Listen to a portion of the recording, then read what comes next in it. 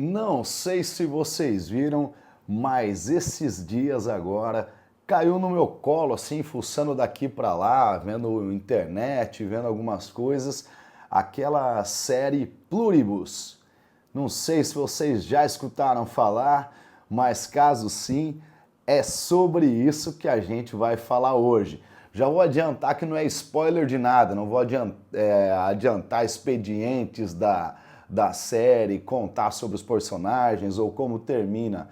Não é sobre isso esse vídeo. Essa nossa reflexão de hoje, nós vamos pegar um pouquinho mais na base disso, na base da ideia. O que para mim ficou assim, me levantou um questionamento a respeito deste mundo ficcional apontado ali na série e pontos que eu acho relevantes e que pode interessar você também. Fica aí para esse vídeo. Fala, meus amigos, eu sou o João e esse aqui é o nosso Boteco da Costa Leste. Pluribus, a série que está agora bombando no momento. Esses dias eu tive acesso ao título da série ali, num dos streams que eu estava com a patroa aqui, num domingão sapeando ali, e achei interessante. Eu tinha visto uma sinopse de que era do mesmo autor, diretor, agora não me recordo, do Breaking Bad. Aí eu falei assim, vou dar uma olhada nessa série, porque a outra eu tinha achado legal, pelo menos ali aquelas primeiras temporadas. Depois eu também não acompanhei, que era tão gigante o negócio que aí eu acabei abandonando. Mas eu falei, eu vou olhar essa. Era uma temporada só por enquanto, então são acho que 8 episódios que estão disponíveis. E ali eu comecei a dar uma fuçada a respeito. E tem pontos importantes sobre isso que eu acho legal da gente mencionar.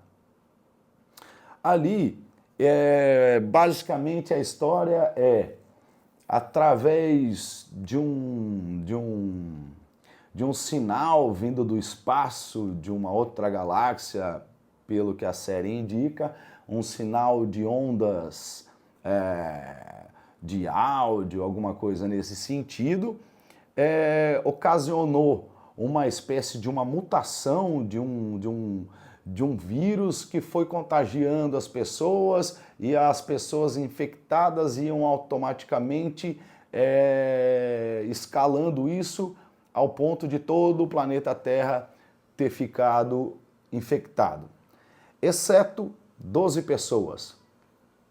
Aí claramente a gente vê uma alusão aí, também uma alusão bíblica no número 12, o número de apóstolos, né? Então, ali a gente já vai vendo que, como tudo, a gente puxa um pouquinho daqui, um pouquinho dali. Imagino que no caso ali o autor também tenha bebido com certeza, de uma fonte, entre elas a fonte bíblica também.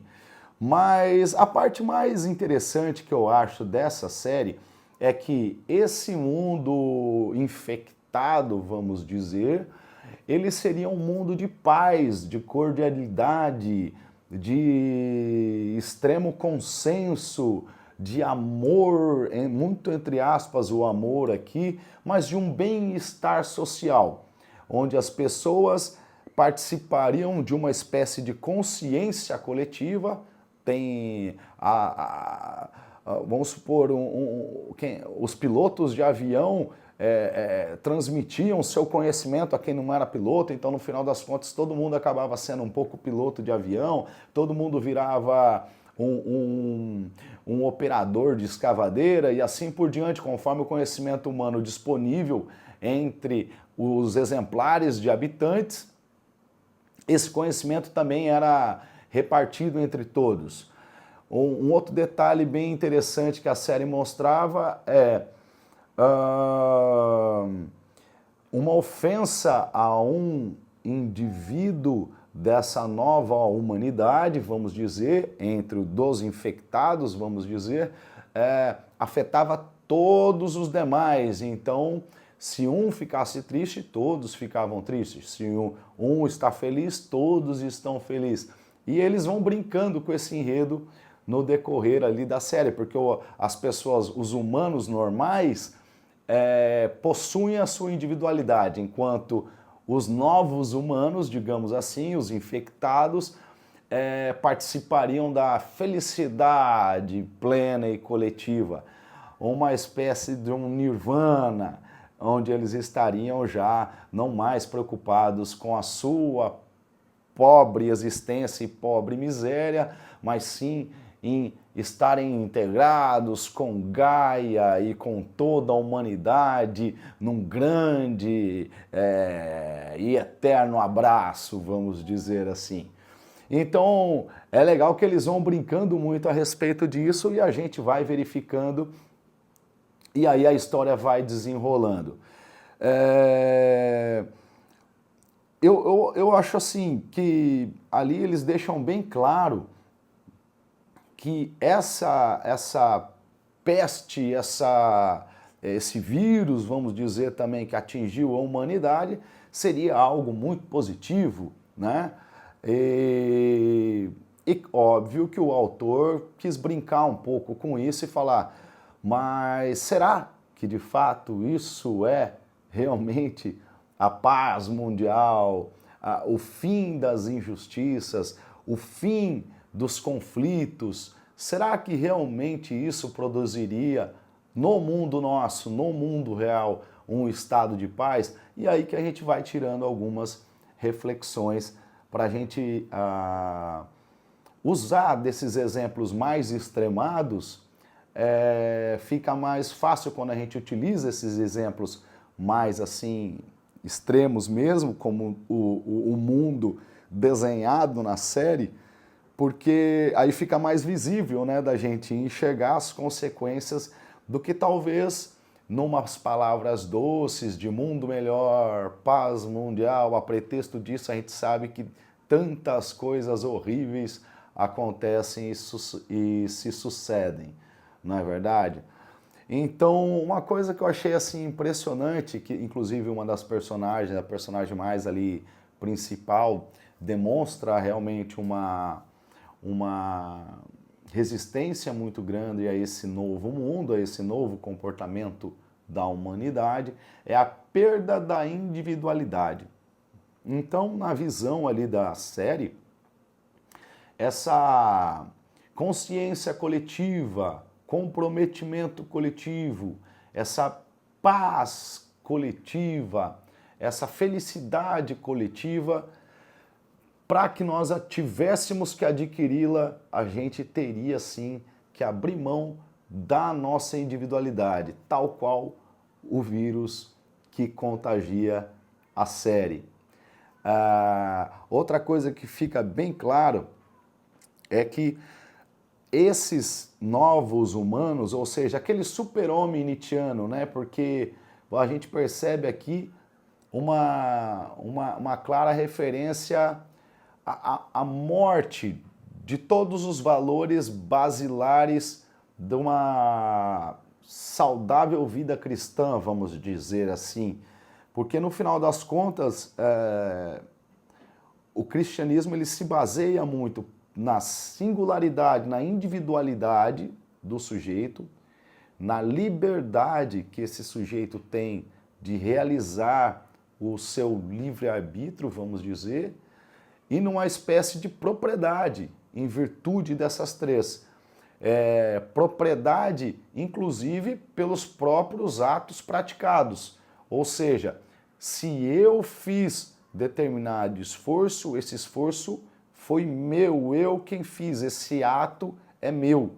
O mérito por ter feito esse ato é meu e não de outrem. De outra maneira, a salvação das almas são individuais.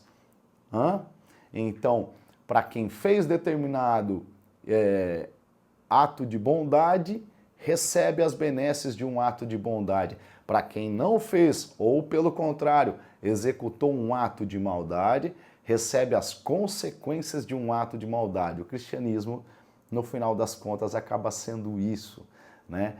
E na série O Mundo Ideal, pintado através dessa igualdade, mata simplesmente esse tipo de possibilidade, porque ali já não há mais essa salvação individual. Pelo contrário, é a morte do indivíduo e o esmagamento dessa individualidade, ela se incorpora. Esse indivíduo deixa de existir como pessoa individual e passa a existir como um ente social. Tanto que eles fazem uma brincadeira bem interessante de que quando os infectados pelo vírus vão dizer quem são, porque os humanos perguntam a eles quem eles são, qual é o nome deles, aí eles falam, este corpo aqui era do João, entende? Então eles já não se identificam mais com aquela vida pregressa, eles morreram ali, aquele indivíduo foi apagado e foi juntado, misturado com o novo coletivo, com a nova divindade, digamos assim.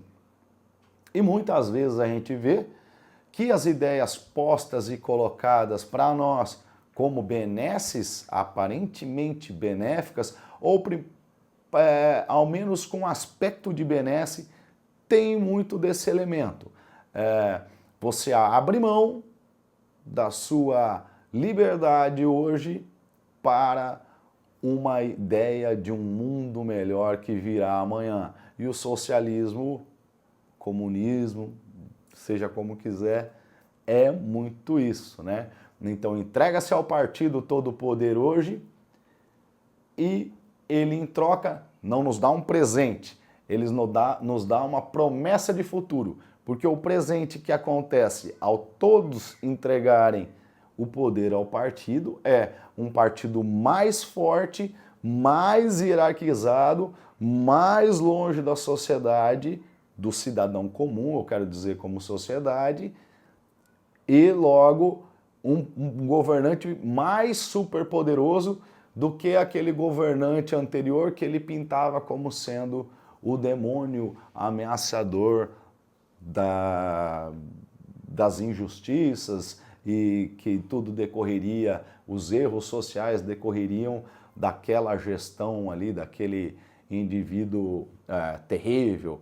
Mas aí ao fazer isso, a toda a base, transferir todo o poder a uma hierarquia muito pequena, esse problema ele se multiplica enormemente porque se distancia ainda mais a base do partido, do poder, diga de outra forma.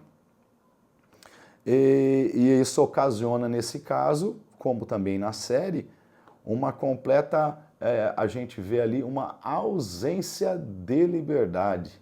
Não é o fato delas só não serem mais livres, é o fato de elas não terem sequer mais a consciência da ausência da liberdade. A série, assim, eu achei ela brilhante, muito bem colocada, muito bem montada, com paralelos que, claro, é uma obra de ficção, mas que ela é muito atual. Eu achei assim uma leitura sutil, assim, mas uma leitura muito bem-vinda, porque causa reflexão. Tanto que esse vídeo foi montado em virtude de ter me causado uma curiosidade, falado, cara, será que as pessoas estão vendo essa série? Pluribus, o nome da série, compensa você a procurar no seu streaming. Muito interessante as ponderações, onde leva toda essa conversa fiada que a gente vê em rodas e rodas e mais rodas, e muitas vezes travestida de um intelectualismo ou de um requinte tão, né, mas que a gente vê que na prática não passa de buraco na água.